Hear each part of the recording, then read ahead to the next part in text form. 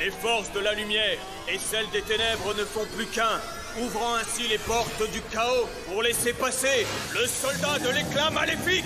Tout le monde se rappelle du magicien des ténèbres, sauf que c'est pas lui le vrai meilleur monstre de Yu-Gi. Si tu ne regardes que les points d'attaque, il y en a un qui le dépasse, le soldat du lustre noir. 3000, autant que le dragon blanc de Kaiba. Quand le pharaon l'invoque pour la première fois, il décime totalement les harpies de maille. Un flot légendaire, le boss du deck de démarrage de Yu-Gi. Même s'il n'apparaît finalement que dans une poignée d'épisodes, il a su s'implanter dans le cerveau de tous les fans de Yu-Gi-Oh! Alors que, en tournoi, il est complètement nul. Bon, ça tu t'en doutes, ça fait longtemps qu'on fait cette émission, mais pourtant, quand tu prononces son nom à n'importe quel joueur rétro, il va frissonner de terreur. Pourquoi? Moi c'est Teromic et aujourd'hui on parle du soldat du lustre noir. Quels sont ses problèmes et pourquoi malgré tout, il a transformé Yu-Gi-Oh! À tout jamais. Pourquoi le soldat du lustre noir est nul? Tu l'as sûrement remarqué, le soldat n'est pas un monstre comme les autres, c'est un rituel. De couleur bleue, la seule manière de l'invoquer c'est grâce à cette carte, Rituel du lustre noir, qui sacrifie des monstres de ta main ou terrain dont la somme des niveaux est égale ou supérieure à 8.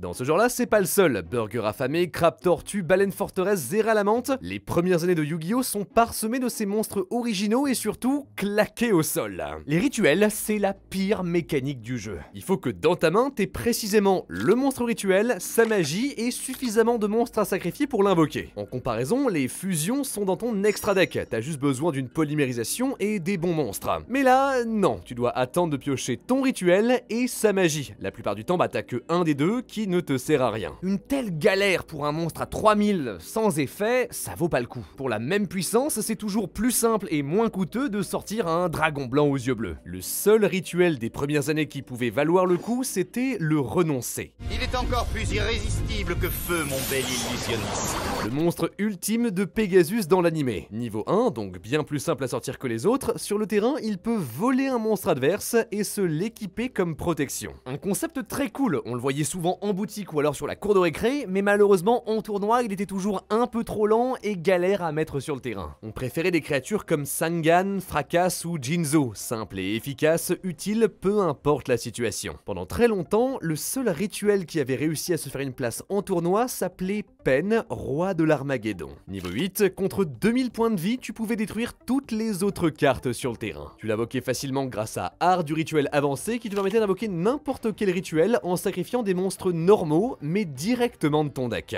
T'envoyais ainsi 2 insectes au cimetière que tu bannissais pour amener un chargeur dévastateur et frapper très fort très vite. C'était tellement bien que Pen s'est même retrouvé sur la banlist pendant quelques temps. Mais ça montre surtout que pour rendre un rituel jouable, il faut lui donner un effet vraiment de fou. Le soldat du lustre noir n'avait aucune chance. À la place, on tente de lui donner encore plus d'attaque. Quand Kaiba et Yugi affrontent Darts et son Sonoricalque, le pharaon fusionne son soldat avec le dragon blanc aux yeux bleus ultime pour créer le chevalier maître des dragons. Et voici le chevalier maître des dragons!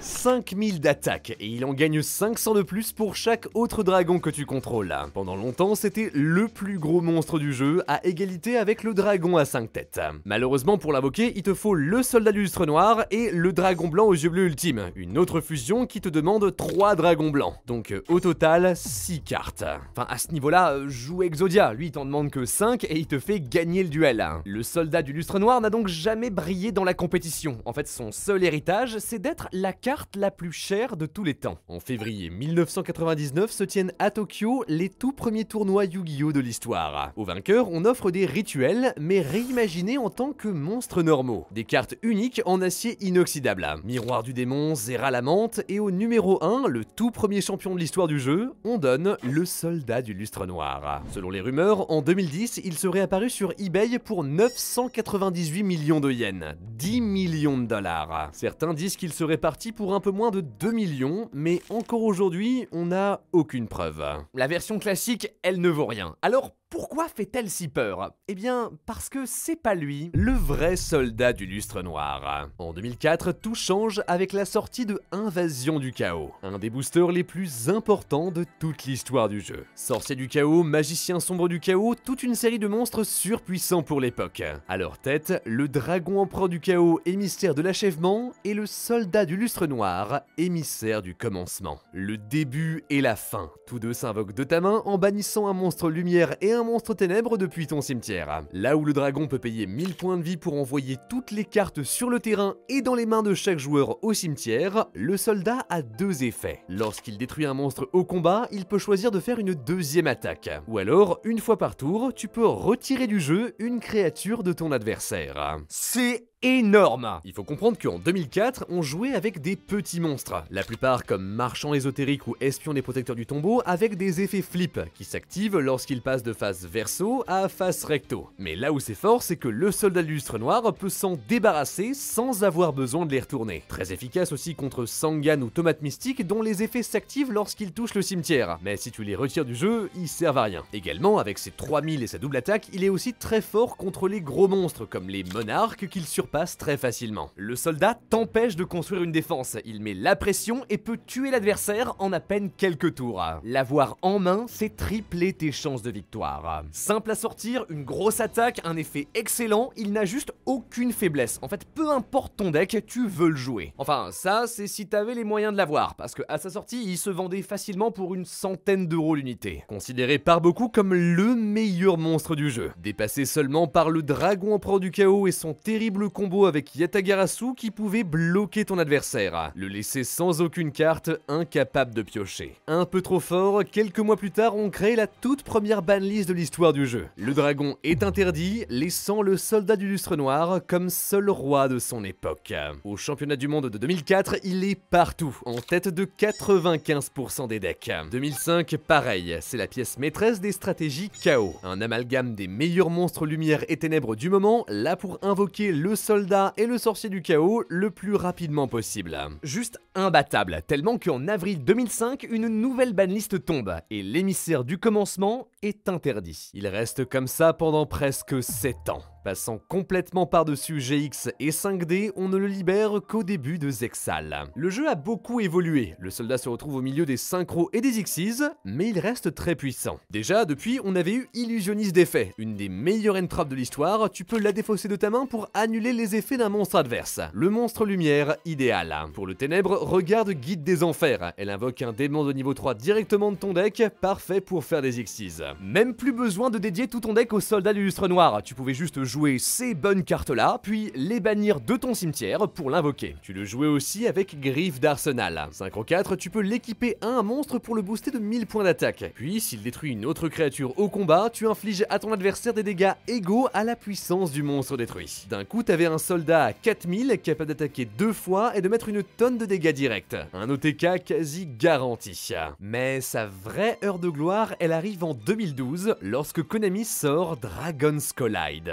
Nouveau deck de structure centré autour du dragon du flamboiement des ténèbres, du dragon pulsar de lumière et de la vouivre éclipse. Tous les trois capables de immédiatement remplir ton cimetière tout en sortant des synchros et des Xyz très puissantes dès le premier tour. C'est comme si la stratégie avait été créée pour le soldat du lustre noir qui se synergise parfaitement avec eux. Le deuxième week-end d'avril 2012, Peter Gross l'amène au YCS de Toulouse et roule sur la compétition. Même 7 ans plus tard, le soldat est toujours au sommet de Yu-Gi-Oh! Entre les mains des meilleurs joueurs de son époque. Abyss ardent, marionnette de l'ombre, à chaque fois qu'un nouveau deck lumière et ténèbres apparaît, il revient. Presque 200 tops en 2014. Pour une carte vieille alors de 10 ans, c'est un exploit. Les années passent et en 2019, on le voyait encore, notamment avec les dragons du tonnerre qui eux activent leurs effets lorsqu'ils sont bannis du cimetière. Que du bonus. Aujourd'hui, finalement, il a disparu de la compétition, remplacé par des monstres comme l'Evianir dragon du chaos. Tu l'invoques aussi en bannissant des lumières et des ténèbres, sauf que lui puis tu peux soit détruire 2 cartes sur le terrain, réanimer un monstre du cimetière, ou alors renvoyer une carte de la main de l'adversaire dans son deck. Le jeu a également évolué, bannir un monstre est toujours très puissant, mais on préfère les cartes qui peuvent le faire pendant le tour adverse. Le soldat du lustre noir est devenu ainsi un peu trop lent. Voilà l'héritage du monstre de Yugi. On sent que Konami en a juste fait une version pour les joueurs compétitifs. Après, ça veut pas dire qu'ils ont abandonné sa version de base. Le retour du soldat du lustre noir. En 2015 sort Dimension du Chaos. À l'intérieur, 9 nouvelles cartes, là pour donner une deuxième chance au plus puissant des rituels avec un deck tout entier. Comme on l'a dit, le problème du soldat, c'est qu'il a pas d'effet. Et bah du coup, on lui en donne. Si Chevalier du Commencement et Chevalier du Crépuscule sont sacrifiés pour invoquer un monstre rituel, il lui donne des pouvoirs. Déjà, chacun te permet de bannir une créature adverse. Puis le premier te permet de faire une deuxième attaque et le second de bannir une carte de la main de ton adversaire. Tous les deux cherchables grâce à Âme du Super Soldat. Également, s'ils sont bannis depuis le cimetière, tu peux ajouter un monstre et une magie rituelle de ton deck à ta main. L'idée c'est de les utiliser tous les deux pour sortir un soldat surboosté capable de bannir 2 monstres de l'adversaire. Encore mieux, invoque sa nouvelle version, le Super Soldat. Quand il détruit un monstre au combat, il inflige à l'adversaire des dégâts égaux à son attaque. Un joli hommage à l'OTK de Griffe d'Arsenal. En plus, s'il quitte le terrain, tu peux amener de ton deck un monstre Gaïa, le chevalier implacable.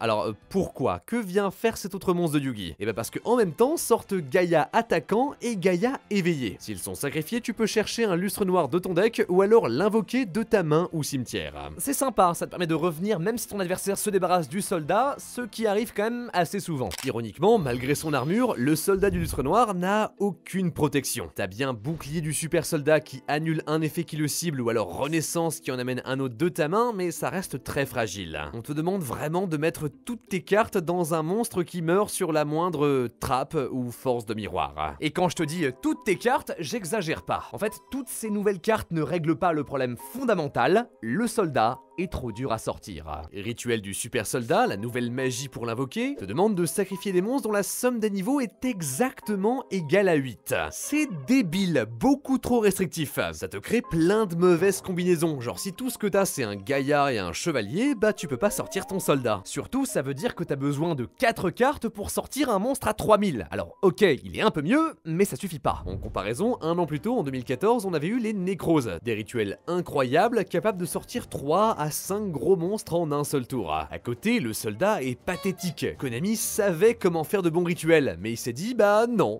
pas pour toi. Dans les mois qui suivent, on a bien quelques nouvelles cartes. Déjà Soldat du Lustre Noir, Émissaire du Crépuscule et Soldat Sacré. Les deux capables de bannir une carte de l'adversaire, mais moins polyvalentes et plus dures à invoquer que l'Émissaire du Commencement, personne ne les joue. Viennent ensuite Émissaire du Chaos, une entrap qui booste ton soldat de 1500 points, et Synthèse du Super Soldat, une magie rituelle qui te permet de sacrifier un chevalier de ta main et un autre directement de ton deck. Cool, mais pas assez pour régler tous les problèmes de la stratégie qui se fait rouler dessus par la méta de 2015. Le seul endroit où on l'a vu, c'est dans Duel Links, l'Eldorado des archétypes ratés. Là-bas, chaque deck a une compétence, un pouvoir bonus. Ça va de trucs simples comme genre ah les monstres guerriers gagnent 200 points d'attaque à de gigantesques pavés qui changent complètement ton deck. Et Âme de la lumière et des ténèbres entre dans cette catégorie. Au début du duel, tu envoies 7 cartes au cimetière, dont un rituel du super soldat que tu peux ramener à ta main, ainsi qu'un Gaïa éveillé et une sphère Kuribo que tu peux tous les deux bannir de ton cimetière pour une invocation rituelle. En fait, tout ça, t'as pas besoin de les jouer dans ton deck, c'est un skill, ça les crée à partir de rien, comme ça, juste pour toi. Immédiatement, t'as donc tout ce qu'il te faut pour sortir un soldat du lustre noir. Et quand ton adversaire n'a que 4000 points de vie, c'est bien plus simple de le tuer. C'est un peu de la triche parce qu'ils ont créé une compétence gigantesque qui règle tous les problèmes du deck en un seul coup. Mais au moins, ça a permis de rendre le soldat jouable quelque part. Dans le TCG, par contre, on ne sait pas quoi faire. C'est dommage, le concept d'un monstre rituel qui gagne des effets grâce au monstre utilisé pour l'invoquer, c'est cool. On retrouve ça même quelques années plus tard avec les Vents de Terreur, un autre deck très sympa dont on aura l'occasion de reparler. Mais le soldat, lui, est laissé à l'abandon. On tente de le raccrocher à d'autres decks, déjà comme on l'a vu les Gaïa, mais aussi les Magiciens Sombres. Quand en 2019 Konami sort le Magicien du Chaos, on lui rajoute une dernière ligne. Si cette carte est détruite, invoquez spécialement un monstre rituel chaos ou soldat du lustre noir depuis votre main en ignorant ses conditions d'invocation. C'est juste là, au cas où tu veuilles jouer le soldat, alors pourquoi je sais pas, mais tu le peux. Même chose avec Forme du Chaos. Créé pour le dragon blanc aux yeux bleus Chaos Max, la magie précise quand même que tu peux t'en servir pour le soldat du lustre noir. Alors je veux bien, mais t'as un monstre 3 fois mieux juste à côté, alors pourquoi tu perdrais ton temps avec lui? Ces dernières années, le soldat du lustre noir fait de la figuration. On le retrouve discrètement en tant que matériel du maître du chaos ou de Magia maître des dragons. Mais c'est toujours soit lui, soit un rituel chaos, en mode non t'inquiète pas il est là mais t'es pas obligé de le jouer si t'as pas envie, du coup bah ça sert à rien. Konami le sait, la seule manière dont il fonctionne, c'est tout seul. Dernièrement, on a eu le soldat du lustre noir Spadassin légendaire. Il ajoute n'importe quelle magie rituelle de ton deck à ta main et lorsqu'il détruit un monstre au combat, tu peux envoyer toutes les cartes de l'adversaire dans son deck. L'effet est fou, mais il n'a rien à voir avec les autres soldats. On sent qu'il a été fait le plus générique possible pour pouvoir être mis dans n'importe quel deck rituel. Même chose, en 2019, on découvre le soldat du lustre noir, soldat du chaos. Héritage direct de l'émissaire du commencement, lien 3, s'il a été invoqué en utilisant un monstre du niveau 7 ou plus, il devient inciblable et indestructible par effet de carte.